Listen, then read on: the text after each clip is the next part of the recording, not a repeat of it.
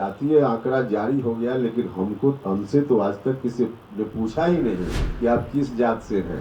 न तो हमसे पूछा और न हमारे परिवार में किसी से पूछा, और पीठ लोग थपथपा रहे हैं। एक तो इसमें पीठ थपथपाने का कोई मतलब नहीं है। सब लोगों के समर्थन से यह काम हुआ। इस रूप में प्रस्तुत करने का कि चुनावी लाभ कोई पॉलिटिकल पार्टी ले ले।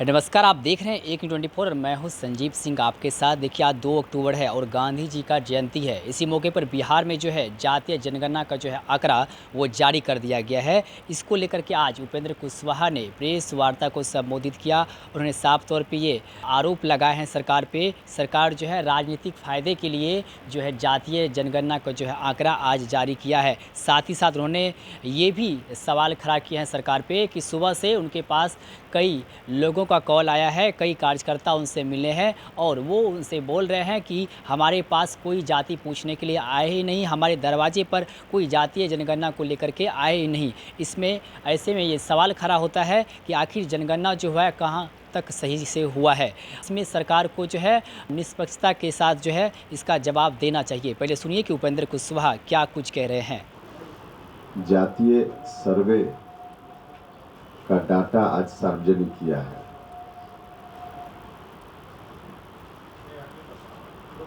इस डाटा को जारी करते हुए गांधी जी को भी याद किया गया है कि गांधी जयंती पर यह काम हुआ है। सरकार ने जातीय आंकड़ा जारी किया, इस बात के लिए मैं शुक्रिया करता हूं सरकार को। अच्छा काम है, इनके इस कदम का हम स्वागत करते हैं। लेकिन जब से जारी हुआ आंकड़ा, तब से चारों तरफ से काफी जगह से लोगों ने, कुछ लोगों ने तो जिनसे मुलाकात हुई और कुछ लोगों ने टेलीफोन पर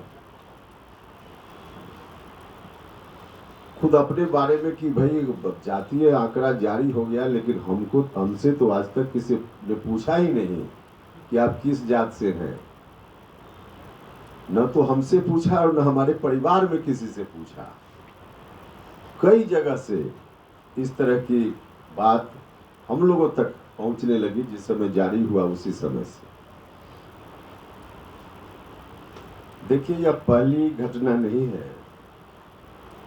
बीपीएल सूची बनी, जब भी बनी, आज भी हम लोग देख रहे हैं कि बीपीएल सूची में कोई पंचायत नहीं है ऐसी, या कोई गांव भी कह लीजिए, जहां 100% दुरुस्त सूची बनी हो। जो गरीब लोग हैं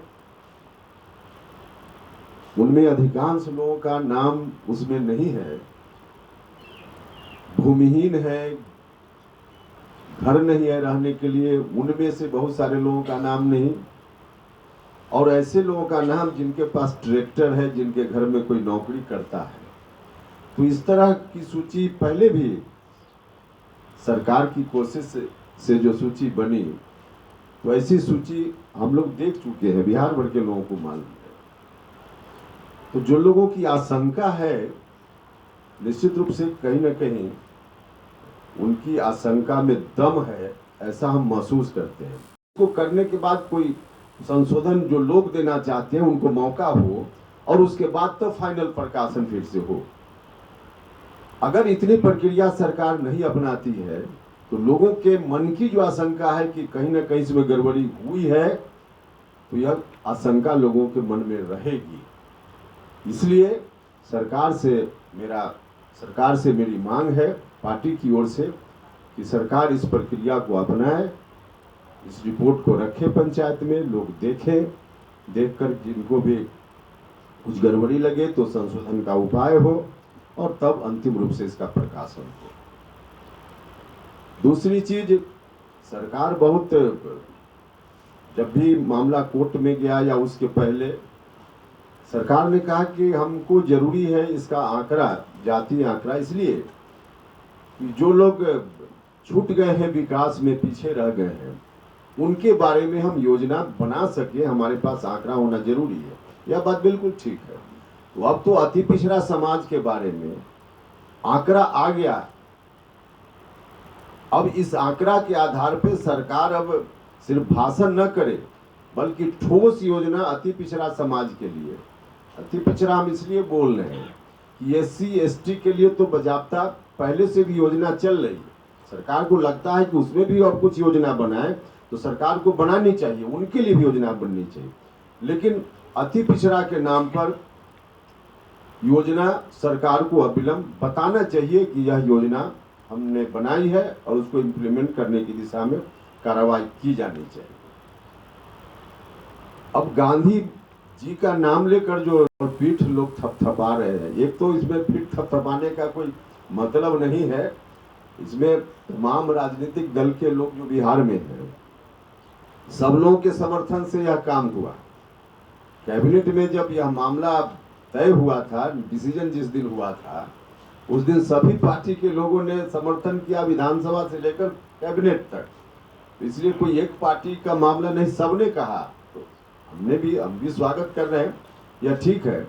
लेकिन इसके साथ साथ जो कोशिश की जा रही है इसको इस रूप में प्रस्तुत करने का कि चुनावी लाभ कोई पॉलिटिकल पार्टी ले ले।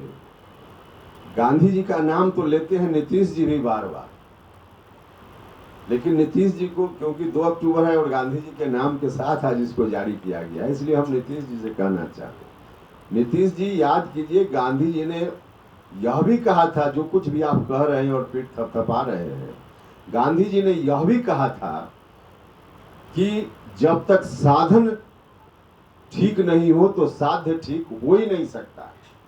साधन गलत होगा तो साध्य गलत होगा, गांधी जी ने बार बार कहा था।